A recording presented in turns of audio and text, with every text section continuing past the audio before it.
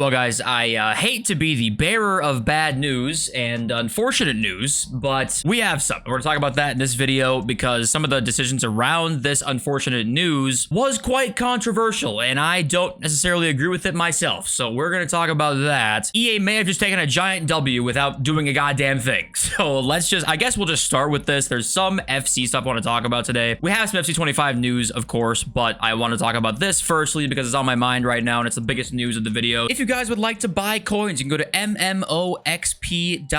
The link is in the description. You can use my code JFC at checkout for a 5% discount. But okay, thanks for watching. We're still gaining subs despite it being early September when no one's playing the game. So that's incredible. A lot of ass emojis in the comments yesterday. But all right, let's talk about this. So scrolling on Twitter, this tweet just popped up. It says, "Dear community, we are ready to share the decision we have reached based on your feedback and the data collected." And then we click on this article here. This pops up and let's read this. We won't read the whole thing. We'll read some of it, but I'll read the important stuff to you. "Hello, dear UFL fans. We've held 2 open beta tests, and with the common test in its final stages, over 2 million participants have played UFL," which, by the way, 2 million is a great number. That is enough to put EA on notice immediately. If you have 2 million people playing the beta, that is a great step. And I think that EA just can't help but take notice when that was going on. Let's keep reading this. "Your participation, feedback, and positive critiques have been incredibly valuable to us. It was not an easy decision, but having analyzed your feedback and a lot of game data, we have decided to reschedule the UFL release. We'd like to explain why we made this decision and what it means for you. While we could release the game as scheduled, we believe taking a little more time will allow us to provide the best experience possible." Which, that's fine. Most companies don't delay games and they release completely unfinished and people stop playing the game a week in. You don't want to have that happen. So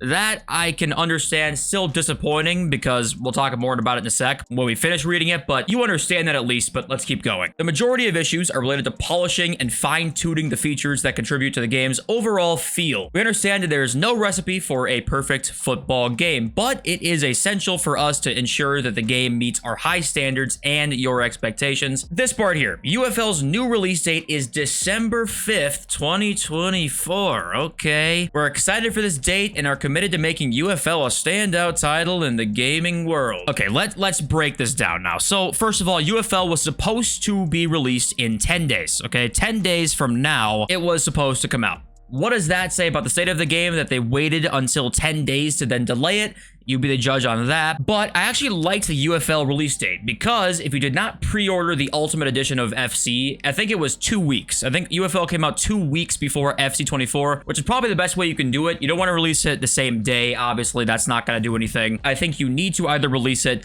beforehand, preferably even, I would say, late August if I had my perfect wish there, but September works. Or you wait until maybe February, March, when we're 4, 5, 6 months into FC and people are getting bored of it. Right? I think that this pick of a release date, December 5th, is problematic, and for a couple reasons. One, I want to say that you're releasing it in basically the prime of FC. Like early December is one of the biggest times of the year for the game because obviously it's still pretty new, it's still in its prime, and then also over the course of December, it's Christmas time. Black Friday just happened, right? Black Friday, if it was on sale, something like that, there's a ton of new players on. It's just not a good time, in my opinion, to release the game. Of course, I'm assuming they've got some data on, well, we want to release it on this date because of this reason or that reason. They're not doing it out of ignorance, but I don't agree from the outside as to that release date myself. And also, if it wasn't free to play, you can understand and say, okay, they want to have it come out before Christmas time, right? Because obviously that's probably a big time for sales, but the game's free to play. So I don't know why you'd really care if it came out before Christmas or not.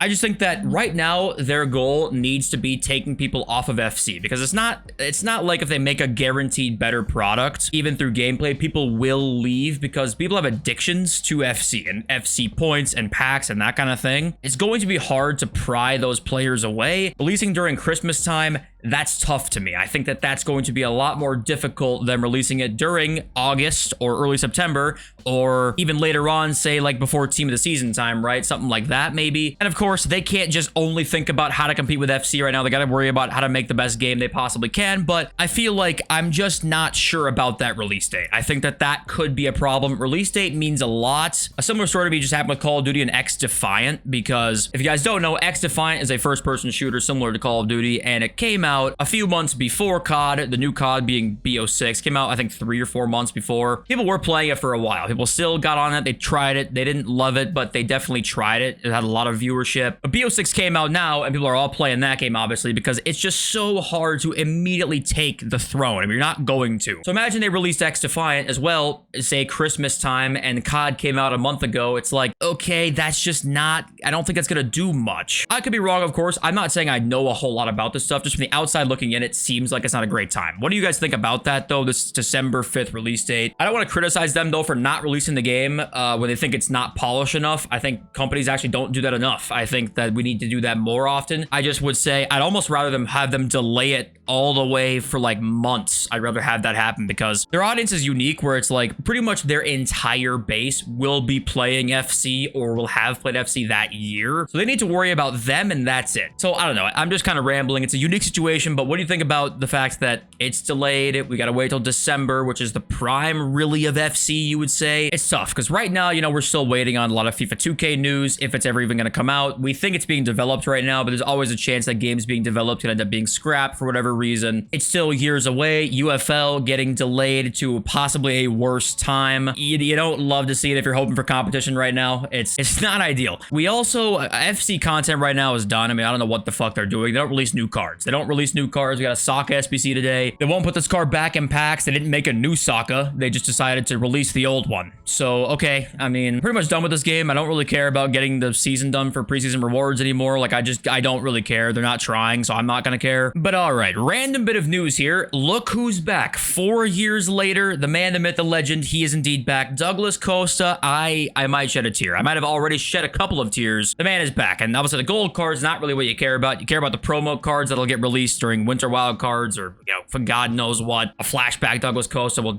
is gotta be coming out next year for sure. And staying on topic here, these are not the official card ratings. We just saw Douglas Costa being 78. He's not going to be 70. We do also get James Rodriguez back. He did join Rayo Vallecano. Jesse Lingard is back. Arturo Vidal is back. This one is flashback Vidal. I would actually probably shit my pants. We saw De Gea and Suarez already, but Douglas Costa is there as well. That's also exciting to see some of these old guys back, but there is some sad news. We got more players who will not be in FC 25. Some Brazilians here. Bernard Almada, who was on Atlanta United for a while. Felipe Anderson, RIP. He will not be in FC 25. Coutinho will not be in there. No flashback Coutinho this year. And also Thiago Silva, we knew he would be retiring or leaving. He ended up going back to Brazil. So unfortunately, a couple of cards in there that we will not see. Don't forget Paul Pogba too will not be in FC 25, and he probably will never be in FC or FIFA until he gets an icon or hero card. Does Pogba deserve a hero or icon card, by the way? That's a debate for another day, I suppose, but that's a pretty good debate. Moving on, we have pack designs leaked for FC 25, and I'm not going to lie to you, it sure seems copy and paste. In fact, it's almost all copy and paste apart from like this one and this one. Maybe this is an SBC pack now. Say there's a repeatable upgrade. It looks like this maybe, and then there's this red Ultimate Team one. I don't know what that looks like, but the rest of these look pretty much identical. I don't know what you guys think about that, but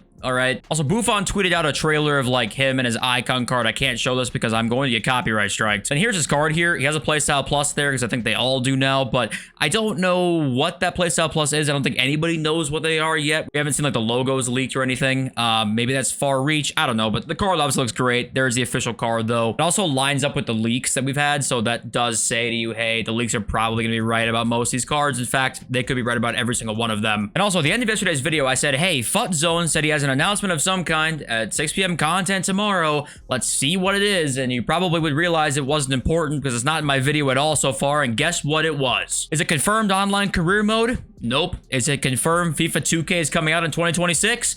Nope. FutZone started his own fucking Discord trading server. Sign up now for a small fee of $73 a month. Join today, 24/7 support, daily tips, premium guides. I'm going to end my... Okay, let's read your comments now. FC Trading says, I swear I saw you today at the Minnesota State Fair. I replied, that's because you did. If somehow by the grace of God you ever stumble upon me, insane that this happened by the way, with my size of my channel, come up and say something to me. I would love to talk to you. Hunter J. Hatem, bro, you are American, so you use toilet paper to wipe your doo-doo and hence you just smear it and don't clean it totally. It creates dingleberries and also crust. I bet you have them in your innerwear somewhere. You should use your fingers and water to clean after releasing the brown doo-doo. Your content is as bad as the dingleberries, bro. I'm not gonna lie, this is the worst comment in my 2 years of YouTube. This actually takes the cake. The fuck is wrong with you, Hunter? All right, what the fuck's wrong with you? To be or not to be says that they fixed the Evo attacking fullback issue yet. They did fix that. I forgot to mention that in the leaks and news section. They did say they fixed that now. And then Maestro himself said, I do not know where this narrative comes from that EA does not know what they are doing in regards to the bad gameplay. My opponent is a super OP tight defense that intercepts and blocks everything. What does the connection/netcode have to do with this? When I can't score a 1v1, but my opponent's defense is scoring an overhead kick outside of the box, what does the connection have to do with that?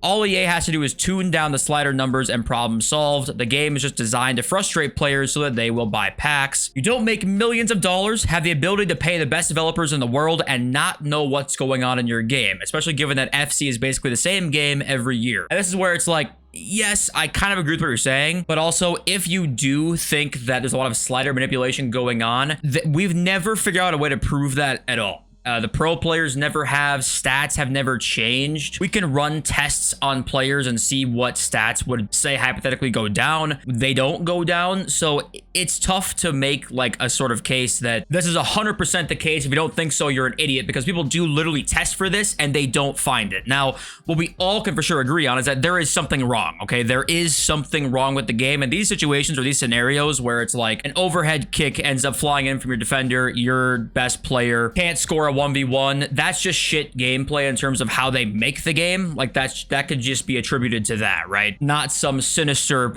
slider manipulation at play. Of course, I'm not saying that is or isn't the case, but somebody on the other side would just debate you saying the same thing back. So you guys end up right where you began. You don't get anywhere. So it's a tough discussion. Like you said, super OP tight defense. What does that have to do with the netcode or connection? It has nothing to do with it. The gameplay mechanics are also not very good either. Like, it's not just you take away all the delay and it'll be a fucking amazing game. It's better. It will be a better game, undoubtedly. It just still has a ton of problems with it. So I agree with some of it. I don't agree with, this part down here where it's like trying to buy the game on sale. The next time your main account gets the bad gameplay, hop on for the sale version of the game. The gameplay will be as smooth as butter. Every account gets different levels of scripts and DDA against them. It's like, that's going fully down the rabbit hole. I don't know if I can fully go that far, but I do think whatever's going on, obviously something is going wrong. I just don't know if that's necessarily what is exactly happening. But the beauty of it is I pretty much know as much as you do. We can just take our theories and have our guesses, but we don't, at the end of the day, we won't ever probably know until a fucking developer comes out and Edward Snowden's this shit. Like, we're not gonna know. But hey, thanks for being here. Appreciate you all. Love you all. Since we're so peace.